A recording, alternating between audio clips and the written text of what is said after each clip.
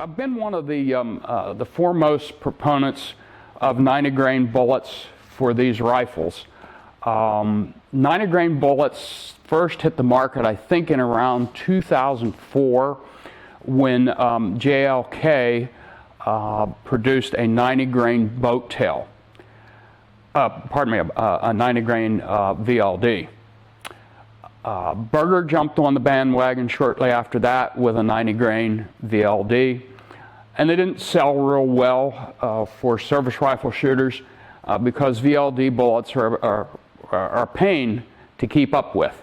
A VLD bullet traditionally is jammed into the back of the rifling just a little bit, and you have to continually measure your chamber length and compensate for erosion by seating the bullet out a little bit further.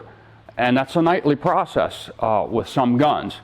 And shooting the volume of ammunition that a service rifle shooter will go through, a lot of people were turned off by the VLD bullets. Sierra brought out a VLD bullet in late 2005. I experimented with them in 2006, and we found that they put a light jacket, a thin jacket on that bullet, and that it would explode partway to the target quite often. I continued to work with Sierra on that bullet for a couple of years, and then finally I talked to Berger, and I told them the problems that I'd had with the Sierra bullet, the fact that service rifle shooters really wanted a boat tail bullet and not a VLD, and they could see the logic of that. So they came out with this 90 grain boat tail that I'm holding here in my hand.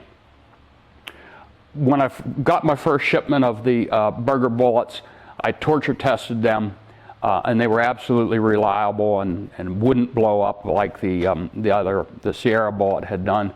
And I've been using the Berger bullet ever since, quite successfully. The advantages of the 90 grain bullet are, of course, that it drifts less in the wind. And if the wind stayed steady, that wouldn't be a big deal. You'd simply dial in whatever correction you needed, and you'd continue to shoot. But here at Camp Perry and on most other rifle ranges that I've been on, the wind varies during a course of fire. So a shooter will traditionally look in his scope after he's fired a shot, and the target will come up out of the pits, and there'll be a marker in that target that will indicate where his bullet hit.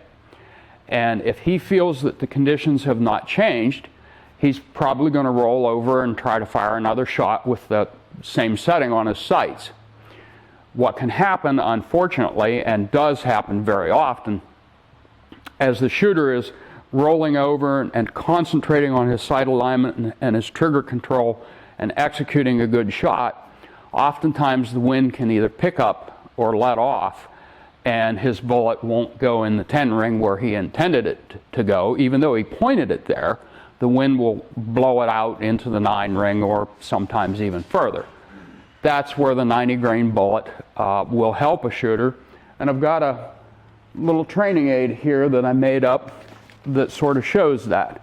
This is a 600-yard slow fire target, and I've shown here just a 2-mile-an-hour crosswind, what we call full value crosswind, in this case blowing from 9 o'clock across towards 3 o'clock.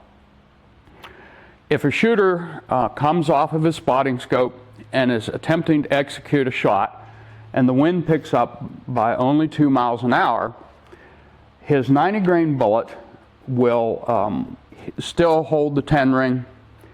Here's the point of impact of the 80 grain bullet, almost to the middle of the 9 ring. And of course, if he's shooting a 77 grain bullet, it'll go even further out. The 308 in the same length barrel, 20 inches, will blow here with a 175 grain bullet and a little further with a 168 grain bullet. So you can clearly see that the 90 grain bullet will do every bit as well or better than the much heavier recoiling .308 will do under the same circumstances.